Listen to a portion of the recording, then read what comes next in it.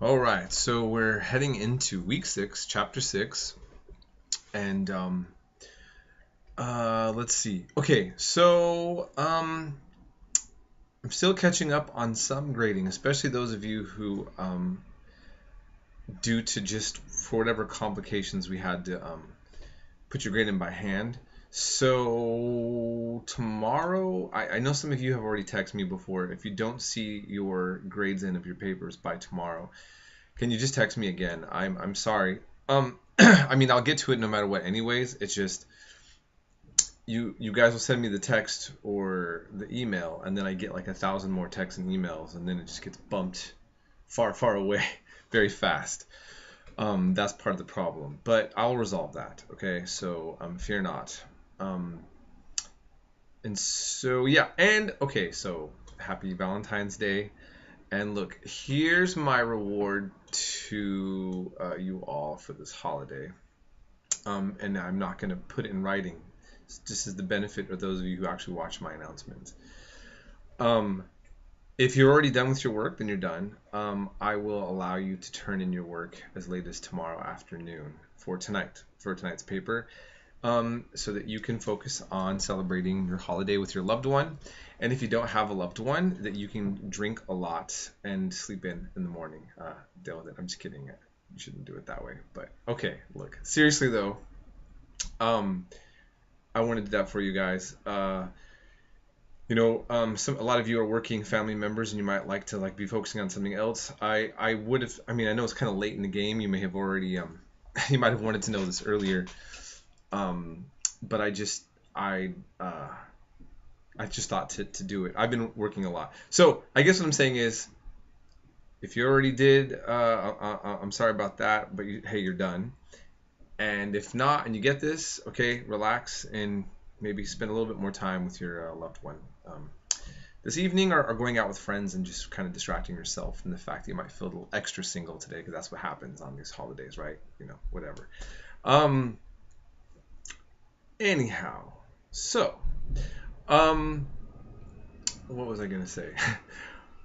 As we're going to week 6, this chapter I think a lot of you will find very interesting, but it's also a lot of information that I cram in there. Maybe too much, okay?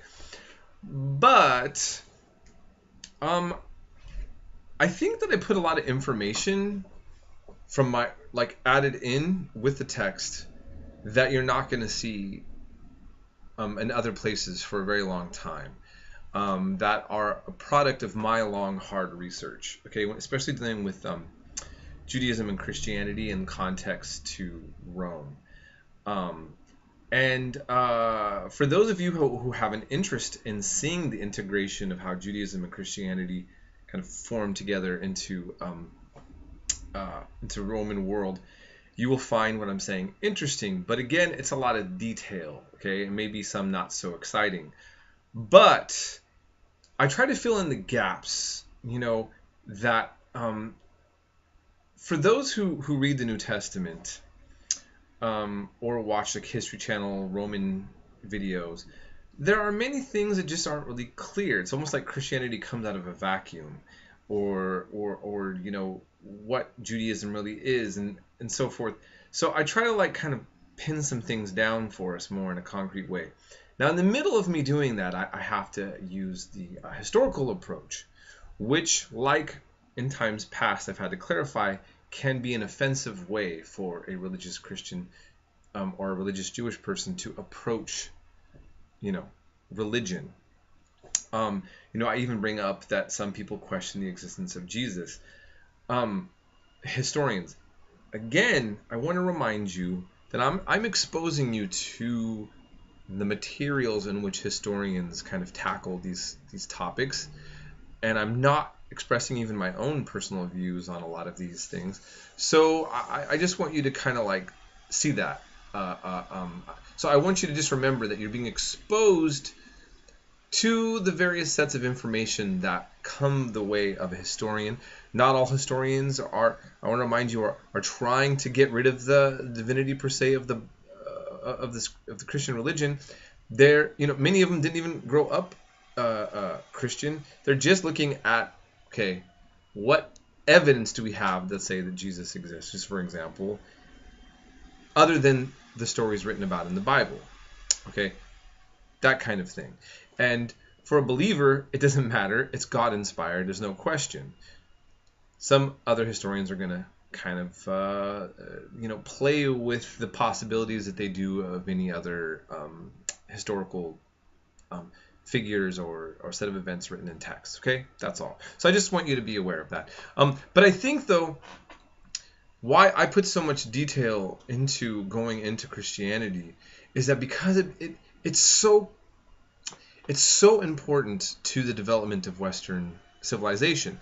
I don't care if you're an atheist or you're a full-on hardcore believer. This part we all have as a fact. I don't care what debate you want to have whether or not Jesus exists or blah, blah, blah, blah, blah, blah. Christianity is a part of the Western tradition, period. And understanding how it gets incorporated into that, to this discussion, I think is an important thing for us to know. And it was through a process that those of us that grew up in Christian backgrounds as well, you don't get this information in church because it's not relevant to you. People go to church, and I've said this in other lectures, to get salvation or to get spiritual kind of insight. They don't get to go there to get a breakdown on how it all came together. How did this Bible that you have actually come into being, or the process of the church, or what that means. Okay, so in a certain sense, Christians may be just as little informed about that historic process as people who didn't grow up in a Christian tradition. But again, it makes sense because that's not what people are into religions of any kind are for the most part. Okay, so I'm just putting that out there. And then last thing, I added a video about Germanic tribes integrating with Rome. And I decided I want to add it there. You might want to watch it right after some of my earlier lectures instead of saving it to the last, if you notice. But it's okay with however you want to do it. The paper that I'm having you write on Germanic tribes and their relationship to Rome, I don't have as much material as, let's say, that I covered for Christianity. So I want you to kind of really pay attention to some of the things I mentioned in the lectures and what's in the textbook. And you can utilize information from the documentary. You may not have a lot. I just want you to kind of wrap your mind around that aspect, okay, of these Germanic pagans. And I didn't really make this clear in the videos, which I'm going to kind of end here after this, is that Rome comes in and conquers and integrates, right, all of these various peoples first, and then is going to become Christian later, and then is going to impose Christianity on these various peoples later. And so just keep in mind that we're leading up to, we haven't got to the point where Rome actually even accepts Christianity, let alone makes it the official religion, okay? But again, we're looking at this vast process. Okay, so if there's questions about anything else, of course, let me know. Again, get the meat of what I'm saying if the details are seeming too a little bit overwhelming. You know how I test now and what I'm looking for in papers, so you shouldn't be overwhelmed in terms of what that's going to mean for your testing, okay, and what you do. But the information I'm giving you, if you actually care and have an interest in it, okay? All right, so have a good week, and again, we'll be in touch as needed.